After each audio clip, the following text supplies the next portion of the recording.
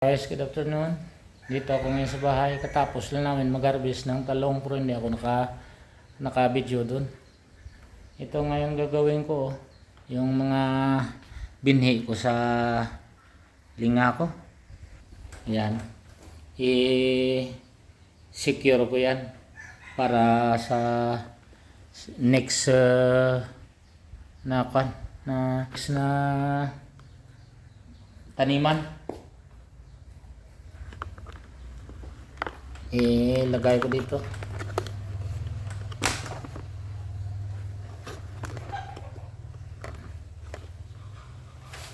Dito ko guys lagay.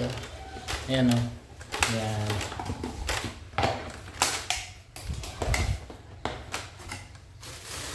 Lagay ko sa loob ng plastic para hindi malagyan ng mga guni-guni. Ayan. Bali 5 kilo to guys, dami na to.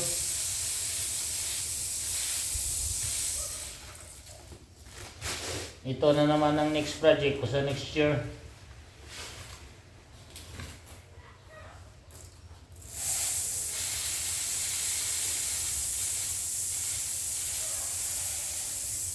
Pero hindi, magtanim pa rin ako ng munggo guys.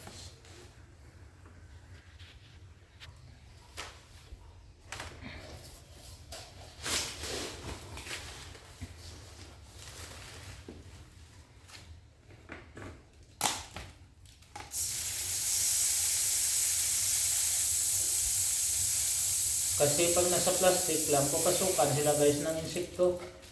Kaya dito ilagay, madami yung pumunta sa sahig. Okay lang yan.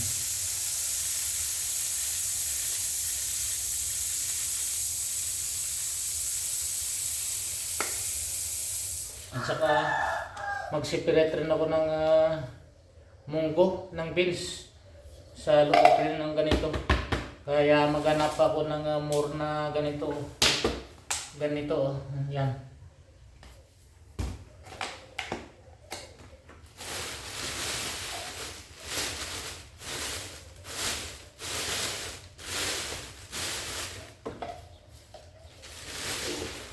Farmers guys, lahat gagawin natin kung anong maganda.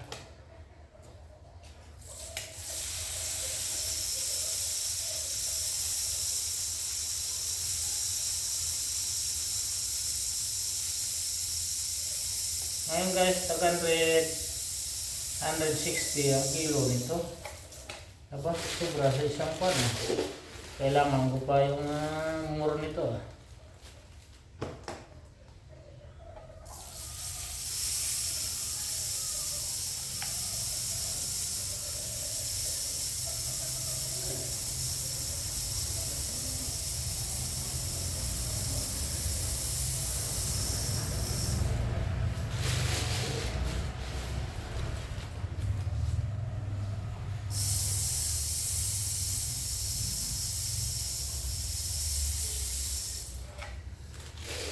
Lahat na lang guys, gagawin natin kung saan tayo magkapera.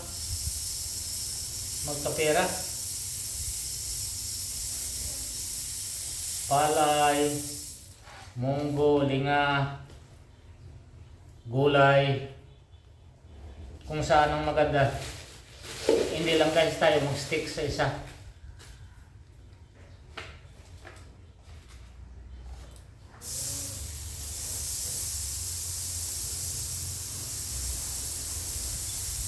Nag-alaga ng hayop.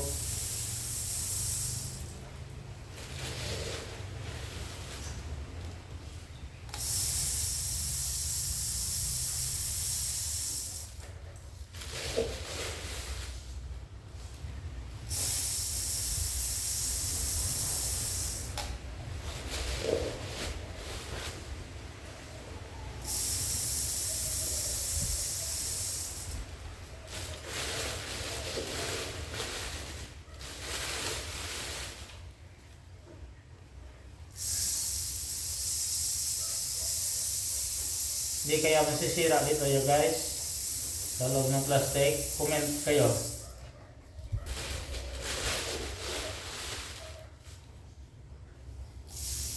Alam ko guys, sa loob ng sako, papasukan ng mga insekto eh. Lalo na ngayon ay may mga pagkain ako dito ng baboy, pagkain ng manok, pato, bibi.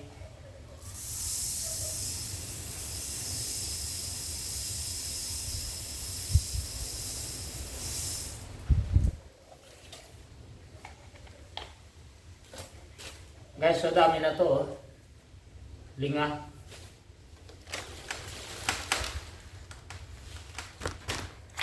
Para sa next year na project. Ayan.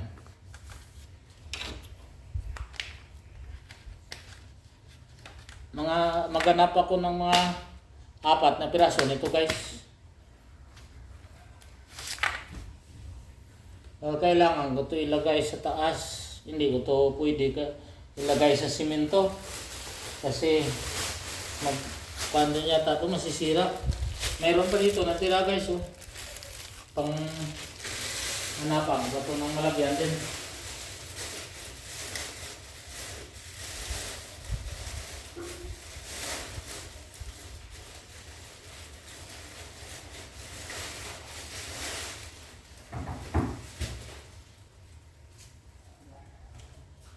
Yeah.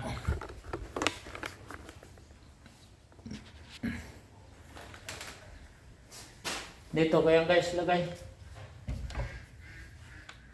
Dito. Ayan. Dito rin mga binhi ko sa palay.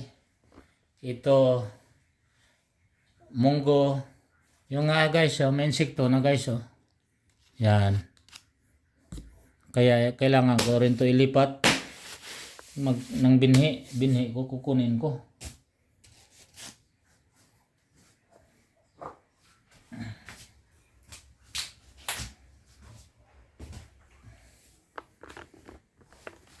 Yan din, munggo rin yan. Munggo rin to. Pero iba niyan bibenta ko guys. Kukuha lang ko ng binhi ko. Alright guys, see you. Bye.